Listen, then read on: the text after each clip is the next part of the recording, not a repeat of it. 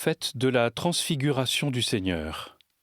Première lecture, lecture du livre du prophète Daniel, chapitre 7, des versets 9 à 10, puis 13 à 14. La nuit, au cours d'une vision, moi, Daniel, je regardais. Des trônes furent disposés, et un vieillard prit place. Son habit était blanc comme la neige, et les cheveux de sa tête comme de la laine immaculée. Son trône était fait de flammes de feu, avec des roues de feu ardent. Un fleuve de feu coulait qui jaillissait devant lui. Des milliers de milliers le servaient, des myriades de myriades se tenaient devant lui. Le tribunal prit place et l'on ouvrit des livres. Je regardais au cours des visions de la nuit et je voyais venir avec les nuées du ciel comme un fils d'homme.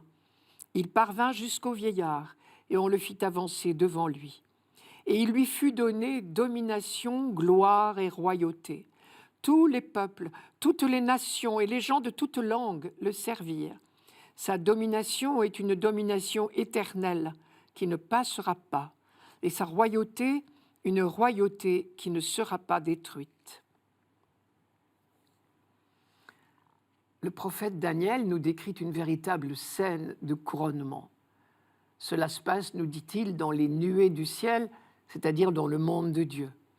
Et voici qu'un fils d'homme, c'est-à-dire un être humain, s'avance vers le vieillard qui représente Dieu. Et il s'avance pour être consacré roi. C'est le jour de son sacre, en quelque sorte. Et il lui fut donné domination, gloire et royauté. Tous les peuples, toutes les nations, toutes les langues le servaient. Sa domination est une domination éternelle qui ne passera pas. Sa royauté, une royauté qui ne sera pas détruite. C'est donc une royauté universelle et éternelle. Notre lecture de ce dimanche s'arrête ici. Mais pour bien la comprendre, il faut lire la suite, car Daniel poursuit son récit de sa vision. Je cite, « Mon esprit à moi, Daniel, fut angoissé. Les visions de mon esprit me tourmentaient. Je m'approchais d'un de ceux qui se tenaient là, et je demandais ce qu'il y avait de certain au sujet de tout cela. Il me le dit et me fit connaître l'interprétation des choses. Les saints du Très-Haut recevront la royauté et ils posséderont la royauté pour toujours et à tout jamais. Et le même interprète céleste redit, quelques versets plus loin, la royauté, la souveraineté et la grandeur de tous les royaumes qu'il y a sous tous les cieux ont été donnés au peuple des saints du Très-Haut. Sa royauté est une royauté éternelle. Toutes les souverainetés le serviront et lui obéiront. Cela veut dire que le Fils d'homme est en réalité le peuple des saints du Très-Haut. Peuple des saints du Très-Haut, en langage biblique, cela veut dire Israël, ou au moins, en temps de persécution, le petit noyau, le reste fidèle. N'oublions pas que Daniel a eu cette vision à un moment de l'histoire d'Israël particulièrement douloureux. C'était pendant l'occupation grecque, sous le règne d'Antiochus Épiphane, vers 165 avant Jésus-Christ. Et Daniel s'adresse à ceux qui restent fidèles à la foi juive, au cœur même de la persécution. Il leur dit « Vous êtes ce peuple des saints du Très-Haut qui va recevoir bientôt la royauté. » Cette vision résonne donc comme un message de réconfort. En clair, mes frères, pour l'instant, vous êtes écrasés, mais votre libération approche et elle sera définitive. Cette prédication du prophète Daniel a incontestablement encouragé ses frères à tenir bon, à garder l'espérance. Et l'on sait que peu de temps après, les Juifs se sont révoltés contre Antiochus Épiphane et ils ont réussi à lui faire plier bagage et la paix est revenue. Mais on a continué à lire Daniel et à le lire cette fois comme une prophétie pour l'avenir. Et certains parmi les Juifs ont commencé à penser que le Messie, le roi idéal attendu pour la fin des temps, ne serait pas un individu particulier, mais un peuple, ce peuple des saints du Très-Haut.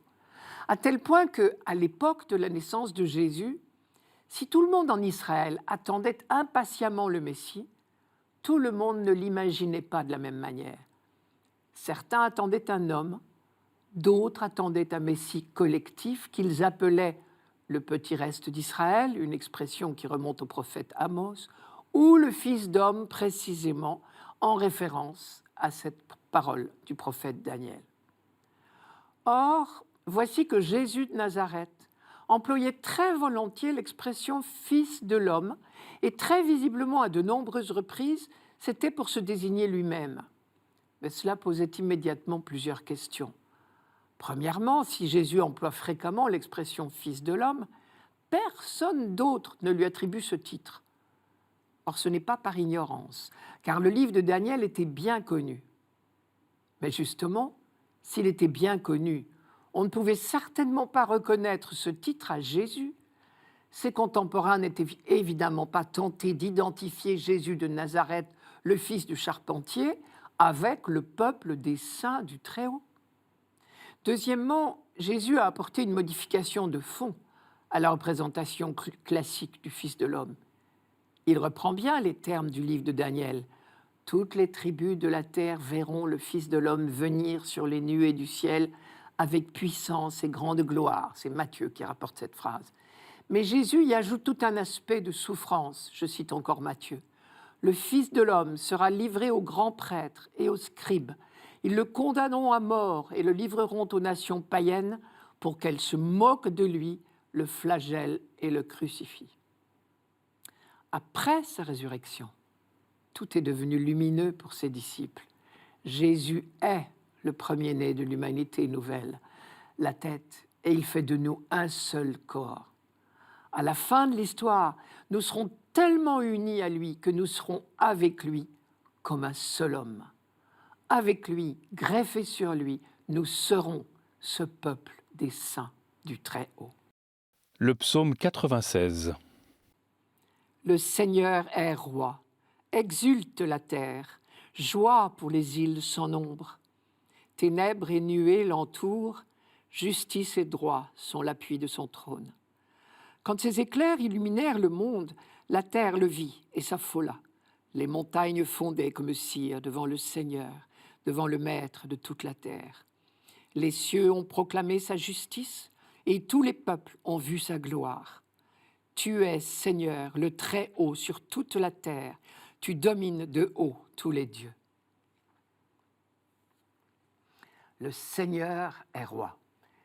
Dès les premiers mots de ce psaume, nous savons qu'il a été écrit pour honorer Dieu comme le seul roi. Le roi devant lequel tous les roitelets de la terre doivent courber la tête. Dieu est le seul Dieu, le seul Seigneur, le seul roi. Si les psaumes et toute la Bible y insistent autant, c'est que cela n'allait pas de soi. La lutte contre l'idolâtrie a été le grand combat de la foi d'Israël. Nous lisons ici « Tu domines de haut tous les dieux » et un autre verset dit « À genoux devant lui tous les dieux ». Entendons-nous bien, ces phrases ne sont pas une reconnaissance qu'il y aurait d'autres dieux, mais inférieurs. « Écoute Israël, le Seigneur, notre Dieu est le Seigneur un ». C'est le premier article du credo juif. Des phrases comme « À genoux devant lui tous les dieux » ou « Tu domines de haut tous les dieux » sont parfaitement claires dans la mentalité biblique. Un seul être au monde mérite qu'on se mette à genoux devant lui. C'est Dieu, le Dieu d'Israël, le seul Dieu. Toutes les génuflexions qu'on peut faire devant d'autres que Dieu ne sont que de l'idolâtrie. C'est bien d'ailleurs pour cela que Jésus a été condamné et exécuté. Il a osé se prétendre Dieu lui-même. C'est donc un blasphémateur et tout blasphémateur doit être retranché du peuple élu. Élu précisément pour annoncer au monde le Dieu unique. Il faut dire que tous les peuples alentours sont polythéistes. Même le pharaon Akhénaton, vers 1350 avant Jésus-Christ, n'était pas réellement monothéiste. Et tout au long de l'histoire biblique, le peuple élu a été en permanence au contact de peuples polythéistes, idolâtres, et sa foi a chancelé plus d'une fois. À ce moment-là, les prophètes comparaient Israël à une épouse infidèle.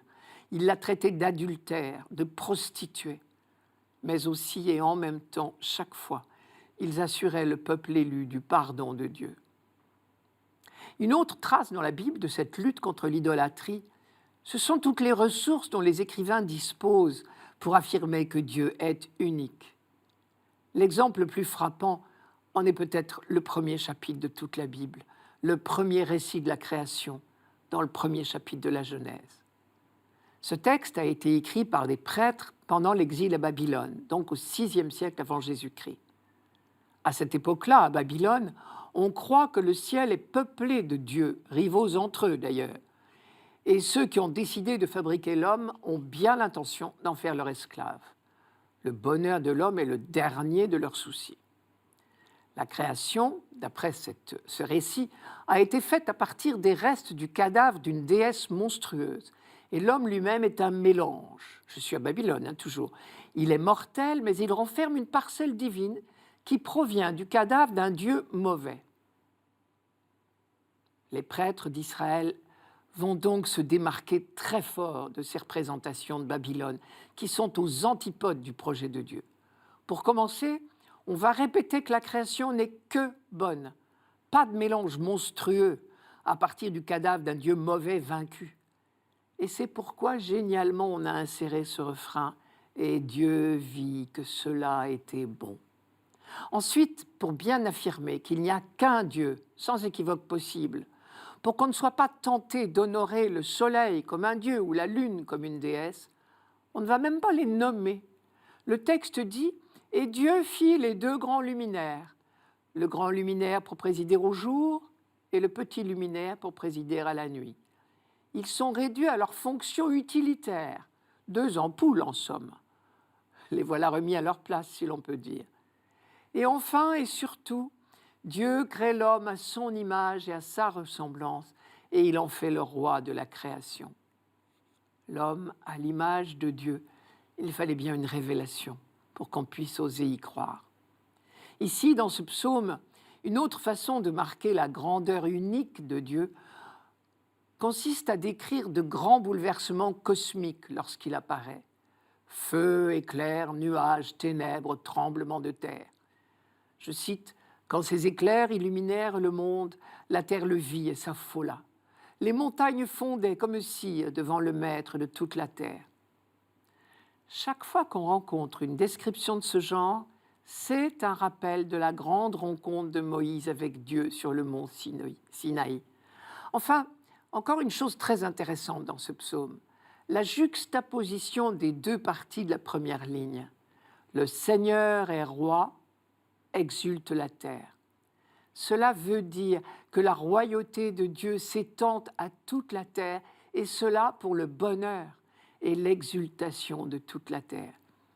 Une fois de plus, nous rencontrons cette note d'universalisme si importante dans la découverte biblique.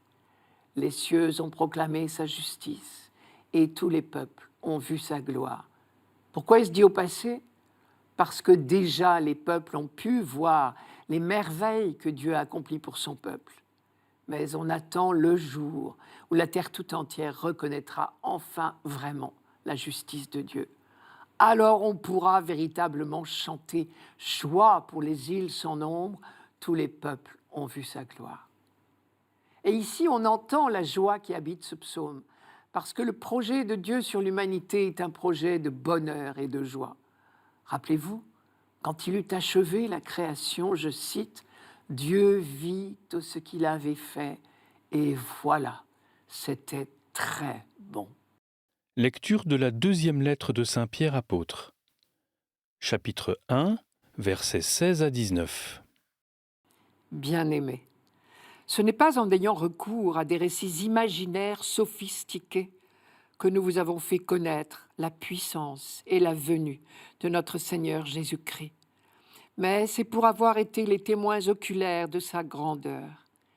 Car il a reçu de Dieu le Père l'honneur et la gloire, quand depuis la gloire magnifique lui parvint une voix qui disait « Celui-ci est mon Fils, mon bien-aimé, en lui j'ai toute ma joie. » Cette voix venant du ciel, nous l'avons nous-mêmes entendue quand nous étions avec lui sur la montagne sainte. Et ainsi se confirme pour nous la parole prophétique. Vous faites bien de fixer votre attention sur elle, comme sur une lampe brillant dans un lieu obscur, jusqu'à ce que paraisse le jour et que l'étoile du matin se lève dans vos cœurs. La deuxième lettre de Pierre ressemble à un discours d'adieu. Au moment de partir, celui qui s'en va rappelle les vérités fondamentales qui l'ont animé et il donne des orientations pour l'avenir à ceux qui se sont rassemblés autour de son témoignage. Les versets qui nous sont proposés aujourd'hui sont une introduction à l'ensemble de cette lettre et en résument brièvement les principaux thèmes. Premièrement, restez ferme dans la foi à Jésus-Christ, Fils de Dieu. Deuxièmement, gardez-vous des faux prophètes. Tout ceci sans perdre de vue ce qui constitue l'horizon de la foi, à savoir l'espérance du retour du Christ. Premièrement, restez ferme dans la foi à Jésus-Christ, Fils de Dieu. Au moment de la naissance de Jésus, il ne serait venu à l'idée de personne que Dieu pût avoir un fils. Le Dieu unique était solitaire. Quand Jean-Baptiste entend la voix du ciel qui désigne Jésus comme fils, il traduit certainement simplement Messie, ce qui est déjà énorme, car traditionnellement, le roi d'Israël recevait le titre de fils de Dieu le jour de son sacre, avec la formule « Tu es mon fils, moi aujourd'hui je t'ai engendré ». Pour les Juifs croyants, se dire fils de Dieu relevait soit du mensonge, soit de la prétention, voire du blasphème. C'est d'ailleurs l'un des motifs de la condamnation de Jésus. Peu à peu, beaucoup plus tard, en méditant le mystère du Christ à la lumière de la résurrection, les apôtres ont découvert cette vérité inattendue. Jésus est véritablement le Fils de Dieu, il est Dieu. L'événement de la transfiguration leur apparaît désormais en pleine lumière. Le Christ, comme dit Pierre, a reçu du Père l'honneur et la gloire, quand depuis la gloire magnifique lui parvint une voix qui disait « Celui-ci est mon Fils bien-aimé, en lui j'ai toute ma joie ». Or la gloire, on le sait dans tout l'Ancien Testament, c'est une prérogative de Dieu. Pourtant, d'après Matthieu et Marc, la voix venue du ciel n'a pas dit autre chose à la transfiguration qu'au baptême. Ce qui diffère ici, c'est la gloire, justement, dont est nimbé Jésus à la transfiguration. Il est seul sur la montagne, entouré seulement des deux plus hautes figures de l'Ancien Testament.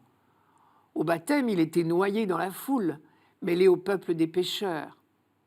C'est le même Jésus que les disciples ont peu à peu appris à connaître, Fils d'homme assurément, mais aussi Fils de Dieu. Cette foi renouvelée n'est pourtant pas pour les disciples de Jésus une trahison de leur foi passée. Aucun d'entre eux ne pense avoir changé de religion en reconnaissant en Jésus le Messie de Dieu tant attendu par leur peuple. Au contraire, en relisant les Écritures, ils découvrent que Jésus est bien celui qu'elles annonçaient. D'où la phrase de Pierre « Ainsi se confirme pour nous la parole prophétique » et le conseil qu'il donne à ses lecteurs. « Vous faites bien de fixer votre attention sur elle, comme sur une lampe brillant dans un lieu obscur. » Belle image. Dans les ténèbres de l'humanité qui attend son Sauveur, brille déjà la lumière des prophètes. Et désormais, les chrétiens devront se remémorer sans cesse cette parole qui annonçait Jésus. Deuxièmement, dit Pierre, gardez-vous des faux prophètes. Visiblement, cette crainte n'était pas sans objet, car de nombreux passages du Nouveau Testament manifestent le même souci. Par exemple, l'Évangile de Matthieu. Je cite « Gardez-vous des faux prophètes qui viennent à vous vêtus en brebis, mais qui au-dedans sont des loups rapaces. C'est à leurs fruits que vous les reconnaîtrez. » Même chose apparemment dans l'entourage de Jean. Je cite encore « N'ajoutez pas foi à tout esprit, mais éprouvez les esprits pour voir s'ils sont de Dieu, car beaucoup de prophètes de mensonges se sont répandus dans le monde. » C'est dans la première lettre de Jean. Même chose chez Paul. Je cite Paul, « L'Esprit le dit expressément. Dans les derniers temps, certains renieront la foi, s'attacheront à des esprits séducteurs et à des doctrines inspirées par les démons. » C'est dans la première à Timothée. Ou encore, viendra un temps, en effet, où certains ne supporteront plus la saine doctrine, mais au gré de leurs propres désirs et l'oreille leur démangeant, ils s'entoureront de quantité de maîtres. Ils détourneront leurs oreilles de la vérité vers les fables, ils se retourneront. C'est dans la 2e à Timothée. Face à ces faux prophètes se dressent les témoins authentiques, ceux qui ont connu Jésus de Nazareth et ont seul droit à la parole. Cette préoccupation de l'authenticité du témoignage est constante chez les premiers apôtres en général et chez Pierre en particulier, d'où son insistance sur sa propre présence au moment de la transfiguration. Nous l'avons contemplé lui-même dans sa grandeur. Cette voix venant du ciel, nous l'avons nous-mêmes entendue quand nous étions avec lui sur la montagne sainte. C'est parce qu'ils ont été témoins de la venue du Fils de Dieu parmi les hommes que ces apôtres peuvent désormais, en toute assurance, attendre sa venue à la fin des temps, jusqu'à ce que paraisse le jour et que l'étoile du matin se lève dans vos cœurs. Évangile de Jésus-Christ selon saint Matthieu, chapitre 17, versets 1 à 9. En ce temps-là, Jésus prit avec lui Pierre, Jacques et Jean son frère, et il les emmena à l'écart sur une haute montagne. Il fut transfiguré devant eux. Son visage devint brillant comme le soleil et ses vêtements blancs comme la lumière. Voici que leur apparurent Moïse et Élie qui s'entretenaient avec lui. Pierre alors prit la parole et dit à Jésus, « Seigneur, il est bon que nous soyons ici. Si tu le veux, je vais dresser ici 3 tentes, une pour toi, une pour Moïse et une pour Élie. » Il parlait encore lorsqu'une nuée lumineuse les couvrit de son ombre, et voici que de la nuée une voix disait, « Celui-ci est mon Fils bien-aimé, en qui je trouve ma joie, écoutez-le. » Quand ils entendirent cela, les disciples tombèrent face contre terre et furent saisis d'une grande crainte. Jésus s'approcha, les toucha et leur dit, « Relevez-vous et soyez sans crainte. » Levant les yeux, ils ne virent plus personne, sinon lui, Jésus seul. En descendant de la montagne, Jésus leur donna cet ordre, « Ne parlez de cette vision à personne avant que le Fils de l'homme soit ressuscité d'entre les morts. » Jésus prend avec lui Pierre, Jacques et Jean, son frère.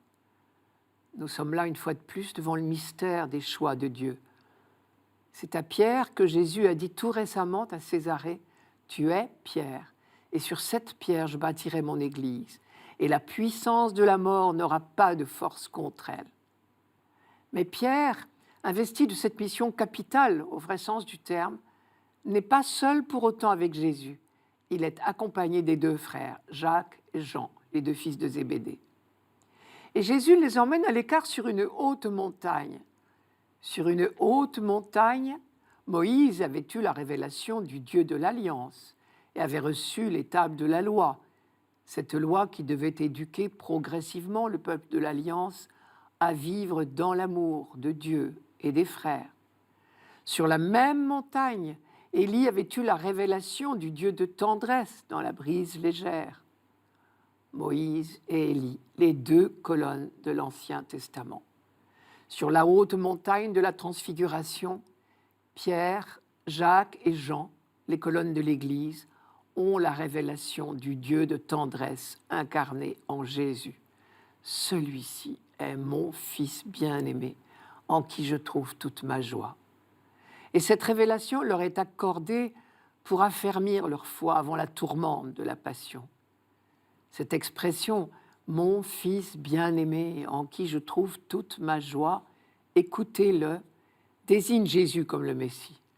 Pour des oreilles juives, cette simple phrase est une triple allusion à l'Ancien Testament, car elle évoque 3 textes très différents, mais qui étaient dans toutes les mémoires.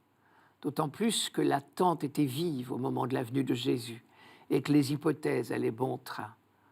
On en a la preuve dans les nombreuses questions qui sont posées à Jésus dans les évangiles. Fils, c'était le titre qui était donné habituellement au roi, et l'on attendait le Messie sous les traits d'un roi descendant de David et qui régnerait enfin sur le trône de Jérusalem, qui n'avait plus de roi depuis bien longtemps.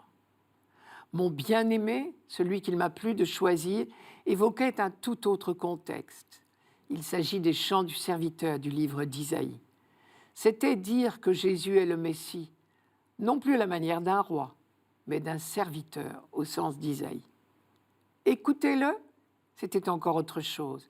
C'était dire que Jésus est le Messie prophète, au sens où Moïse, dans le livre du Deutéronome, avait annoncé au peuple, je cite, « C'est un prophète comme moi que le Seigneur ton Dieu te suscitera du milieu de toi, d'entre tes frères. C'est lui que vous écouterez. » Dressons 3 tentes. Cette phrase de Pierre suggère que l'épisode de la transfiguration a peut-être eu lieu lors de la fête des tentes. Cette fête était célèbre en mémoire de la traversée du désert pendant l'Exode et de l'alliance conclue avec Dieu dans la ferveur de ce que les prophètes appelleront plus tard les fiançailles du peuple avec le Dieu de tendresse et de fidélité. Pendant cette fête, on vivait sous des tentes, d'où son nom, pendant 8 jours. Et on attendait, on implorait une nouvelle manifestation de Dieu qui se réaliserait par l'arrivée du Messie. Et pendant la durée de la fête, de nombreuses célébrations, de nombreux psaumes célébraient les promesses messianiques et imploraient Dieu de hâter sa venue. Mais cette révélation du mystère du Messie sous tous ses aspects n'est pas encore à la portée de tous. Jésus leur donne l'ordre de n'en rien raconter pour l'instant, je cite, « avant que le Fils de l'homme ne soit ressuscité d'entre les morts ». En disant cette dernière phrase, Jésus confirme cette révélation que les 3 disciples viennent d'avoir. Il est vraiment le Messie que le prophète Daniel voyait sous les traits d'un fils d'homme venant sur les nuées du ciel. Je vous rappelle le texte. « Je regardais dans les visions de la nuit, et voici qu'avec les nuées du ciel venait comme un fils d'homme.